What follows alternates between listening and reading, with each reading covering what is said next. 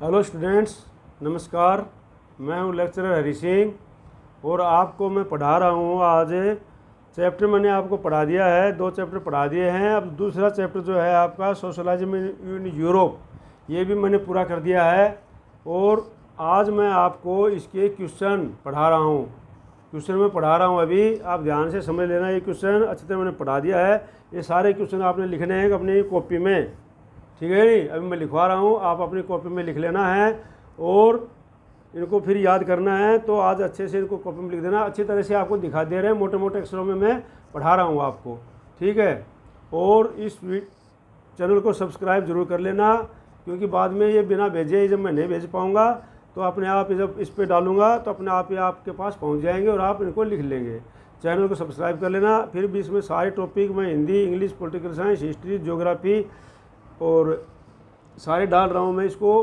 और इसमें जो कोई भी टॉपिक अगर आपको सर्च करना है तो टॉपिक का नाम लिखना और bye lecturer Hari Singh sir कर देना। उसमें सारे टॉपिक आपको मिल जाएंगे। और इसको लाइक करना और शेयर करना, ठीक है, ताकि दूसरे बच्चे भी उनको भी भला हो जाए, कोई भी पढ़े। सब फ्री है, इसमें कोई पेमेंट नहीं है और कभी पेमेंट नहीं होगा इसके ऊपर, ठीक है नहीं? सब फ्री डलेगा ये। तो आप इसको अच्छी तरह से पढ़ लेना अभी और अच्छी तरह से इसको लिख लेना, ठीक है। अब जो है मैं आपको पढ़ा रहा हूँ अच्छी तरह से एक एक करके। तो वैसे जैसे मैं आप क्लास में पढ़ा रहा हूँ वैसे यहाँ पर भी पढ़ा रहा हूँ। तो देखो, अभी पहला क्वेश्चन है आपका, चैप्टर मैंने पूरा पढ़ा दिया है। तो पहला क्वेश्चन है आपका, what were the social, economic and political condition in Russia before 1905। भाई 1905 से पहले रशिया की सोशल और political, social, economics and political, मतलब सामाजिक, आर्थिक और राजनीतिक जो थी कंडीशन उसकी क्या थी भाई, ये है आपका, ठीक है नहीं? तो उसकी कंडीशन क्या थी ये आपका है इसमें। तो 1905 में पहले तो देख लो अभी तो क्या कंडीशन थी आपकी, मैं समझा रहा हूँ। सबसे पहले समझा रहा हूँ आपको सोशल कंडीशंस। जो सोशल कंडीशन थी वो क्या थी भाई, कि social condition, Russian society was divided into 3 classes. जो रशियन सोसाइटी थी वो 3 क्लास में बटी हुई थी। एक तो क्लर्जी था, दूसरा नोबल्टी और तीसरा वर्किंग क्लास, जिसके अंदर पेजेंट वगैरह सारे आ जाते थे, पेजेंट भी, वर्कर भी सारे आ जाते थे, आर्टिसन वगैरह, ठीक है ना? तो ये तो 3 डिवाइड में बटी हुई थी, ठीक है भाई, 3 डिवाइड में बटी हुई थी। इसको आराम से आप लिख लो। अगर मैं तेज़ चल रहा हूँ तो आप जो रोक करके उसको स्टॉप करके लिख सकते हो।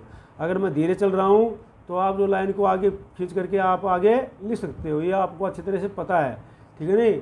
और नहीं पता है तो मेरे से क्लास में समझ लेना और इस प्रकार से आप आराम से लिख सकते हो और उसको लिखना है। अगला है स्लेवरी वाज अबोलिश्ड। दूसरा कंडीशन क्या थी कि स्लेवरी वाज अबोलिश्ड इन 1861। जो दास प्रथा थी वो 1861 में जो है ख़त्म कर दी गई थी। But the peasants who constituted 85% of the population had to pay heavy taxes for small holding. लेकिन किसान जिनकी जनसंख्या तो 85% थी, उनको क्या देना पड़ता था, हैवी टैक्स देना पड़ता था थोड़ी सी ज़मीन के लिए, ठीक है नहीं? अगला है इकोनॉमिक कंडीशन। तो इकोनॉमिक कंडीशन क्या थी, देखो अभी इकोनॉमिक कंडीशन है ये, after industrialisation many factories were set up in the industrialist. तो क्या है, इंडस्ट्रियलाइजेशन के बाद में बहुत सी फैक्ट्रियाँ जो है इंडस्ट्रियलाइजेशन के द्वारा सेटअप की गई थी, औद्योगिकों के द्वारा सेटअप गई थी। The wages were minimum and the working hours were sometime 50 hours a day. Wages थी वो कम थी, बिल्कुल नॉर्मल थी। और वर्किंग आवर्स, जो काम करने के घंटे थे, वो एक दिन में 15 आवर्स, मतलब 15 घंटे काम करना पड़ता था उसमें, ठीक है। The condition of the worker was miserable. और जो वर्करों की कंडीशन थी वो बहुत ही मिजरेबल थी, दयनीय थी, मतलब बहुत ही ख़राब थी। The state treasury was bankrupt due to heavy expenditure. जो ट्रेजरी थी खाली थी बिल्कुल, क्योंकि ज़्यादा एक्सपेंडिचर हो गया था। अगला है पॉलिटिकल कंडीशंस। जो पॉलिटिकल कंडीशंस क्या थी वो सुन लो अभी। Under the autocratic rule of tsar Nicholas II।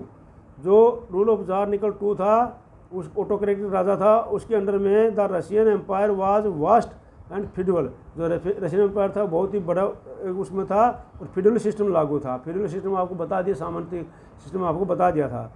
Disasters defeat of Russia in the Russo Japanese war of 1904 had eroded the prestige of the tsar Nicholas two. 1940 के अंदर जो है जार निकोल टू को एरोडेड कर दिया गया था। ठीक है कि नहीं।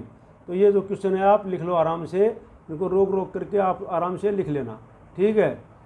अब ये देखो मैं दोबारा जिस बच्चे ने नहीं लिखा है तो मैं दोबारा से इसको लेके आ रहा हूँ। आप आराम से इसको धीरे धीरे करके इसको आप ऐसे करके इसको लिख सकते हो। ठीक है नहीं, इसको पोज करके लिख सकते हो। इसको मैं आपको धीरे धीरे बढ़ा रहा हूँ, तो आप इसको पोज करके और किसी भी प्रकार से आप इसको लिख सकते हो इन क्वेश्चनों को आप। ठीक है नहीं।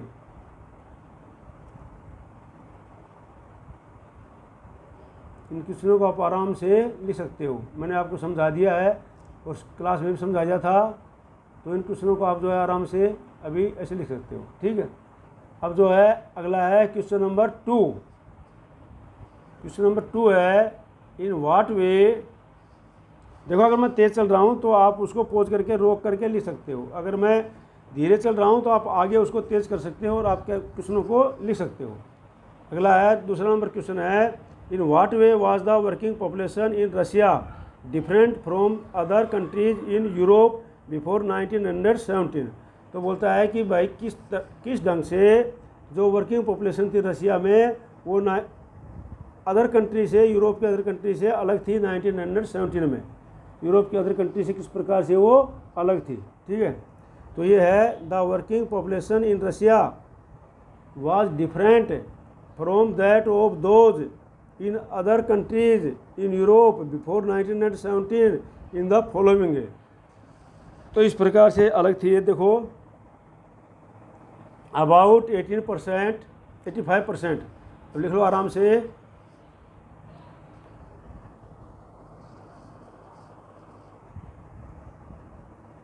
आराम से लिख लो। About 85% of Russian were agriculturist. 85% of Russian थे जो है एग्रीकल्चरिस्ट, खेती करने वाले थे।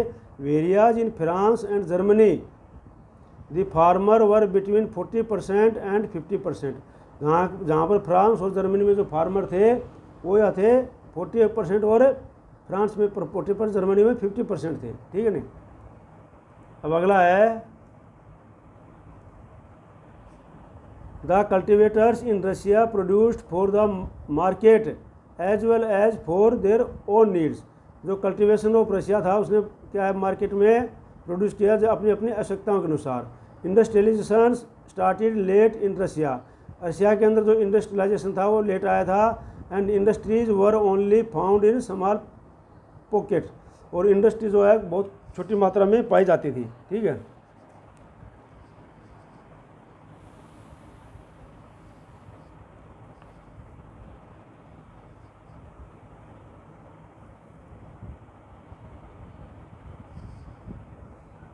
आगे वाला पॉइंट है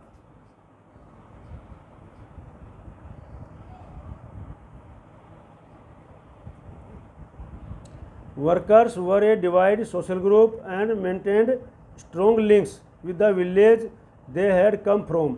और जो वर्कर्स थे वो जो है वो डिवाइड सोशल ग्रुप में डिवाइड कर दिए गए थे और उनको स्ट्रॉन्ग लिंक्स था गांव वालों के साथ में जहाँ से वो आए थे। ठीक है नहीं। Metal workers considered themselves aristocrats among other workers. और जो मेटल वर्कर थे वो जो है कंसिडर्ड देमसेल्व अरिस्टोक्रेटिक्स। जो उनको ज़्यादा अरिस्टोक्रेट माना गया जाता था, ज़्यादा जो उनको पावर थी अमोंग अदर वर्कर्स की अपेक्षा। In Russia sometimes the working hours for worker were 15 hours as compared to 10 to 12 hours in Europe. तो रशिया के अंदर जो वर्किंग आवर्स थे वो कितने थे? 15 आवर्स थे।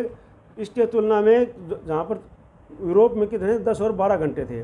On the other hand A Europe the industrial revolution change A mainly rural society into an urban one. तो जो था इंडस्ट्रियल रिवोल्यूशन था ये चेंज कर दिया था रूरल सोसाइटी में अर्बन वन में। ठीक है नहीं। अब अगला पॉइंट है in France during French revolution the French peasants respected the nobles and also for their them. जो ड्यूरिंग द फ्रांस रिवोल्यूशन आई थी उसमें जो फ्रेंच पीजेंट थे उन्होंने जो नोबल के प्रति उनकी रेस्पेक्ट की थी और उनके लिए लड़े थे वो। But in Russia peasants wanted the land of the noble, लेकिन रशिया प्रेजेंट थे वो नोबल से अपनी ज़मीन चाहते थे कि हमको ज़मीन मिले। दे रिफ्यूज टू पे rent and even murder landlord, और वहाँ पर जो है उन्होंने पे देने से पेमेंट करने से, जो टैक्स देने से मना कर दिया था, और उन्होंने काफ़ी लैंडलॉर्ड को मार भी दिया था, ठीक है नहीं, मर्डर कर दिया था। अगला है, in Russia peasants had pooled their land together and divided the profit according to the family needs, और रशिया में जो पीजेंट्स थे उन्होंने जो है पूरी जो ज़मीन थी उसको डिवाइड कर दिया था according to the family needs के अनुसार। In other parts of the world agriculture was done individually by the peasants, और दूसरे जो वर्ल्ड के अंदर जो एग्रीकल्चर थे वो इंडिविजुअली पीजेंट्स के द्वारा, एग्रीकल्चर वाज डन, जो इंडिविजुअल की जाती है वो इंडिविजुअली पीजेंट्स के द्वारा की जाती थी, मतलब जो खेती की जाती थी वो अपने अपनी खेती पर काम लोग करते थे वो, ठीक है नहीं, सामूहिक रूप से नहीं करते थे।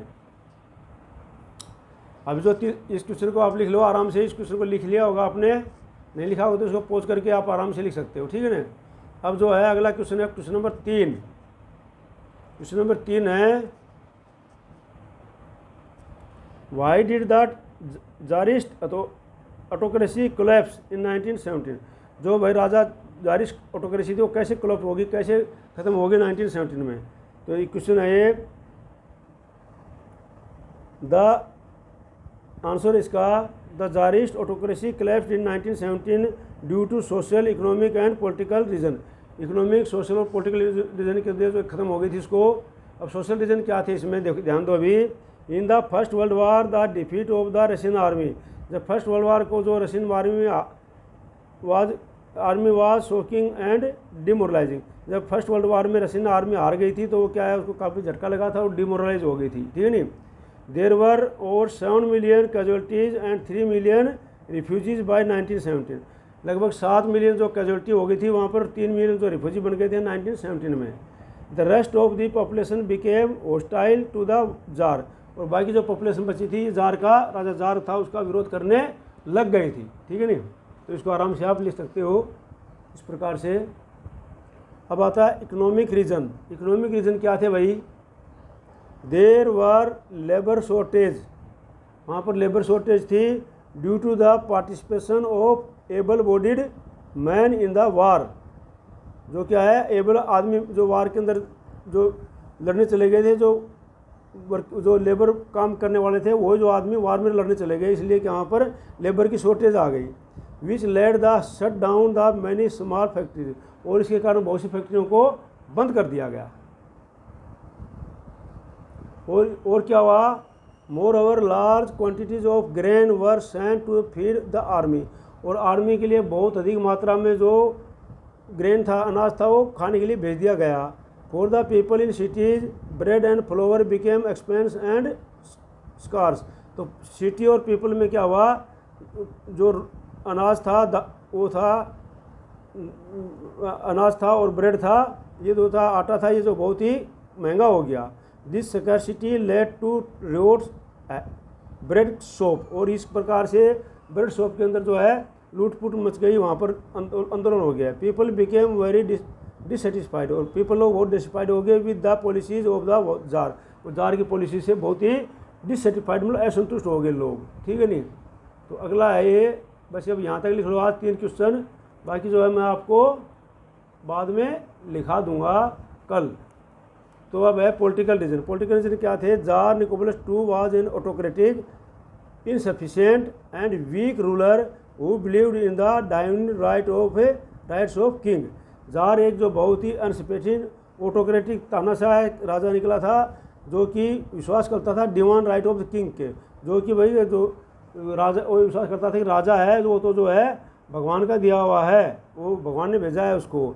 The bureaucracy got special right and privilege, जो नौकरशाही थी उन्होंने भी स्पेशल राइट अधिकार प्राप्त कर लिए, सुविधाएं। But the general public got none, लेकिन जनरल पब्लिक को कोई अधिकार नहीं मिले, ठीक है नहीं।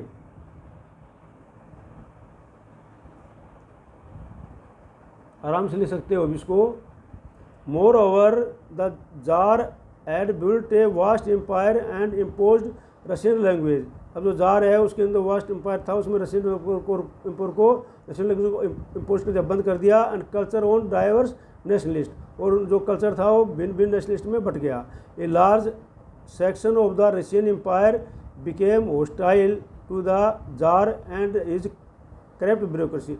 एक बहुत लोगों का रशियन एम्पायर के प्रति जो है काफ़ी लोग जो है वो है उसका क्या हो गया, बड़ी बड़ी संख्या में क्या है उसके विरोध हो गए और उसकी जो करप्ट ब्यूरोक्रेसी तो उसके विरोध हो गए।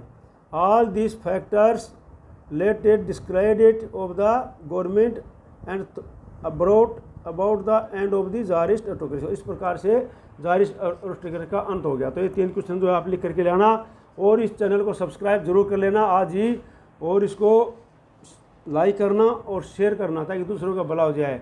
और आज इसको सब्सक्राइब कर लेना। मैं इसके ऊपर Hindi, English, political science, history, geography सारे टॉपिक सभी क्लासेस के डालूंगा, तो आप लोग आराम से इसको पढ़ सकते हो। ठीक है कि नहीं? और इसको पक्का लिख लेना क्वेश्चन आज। जय हिंद, जय भारत।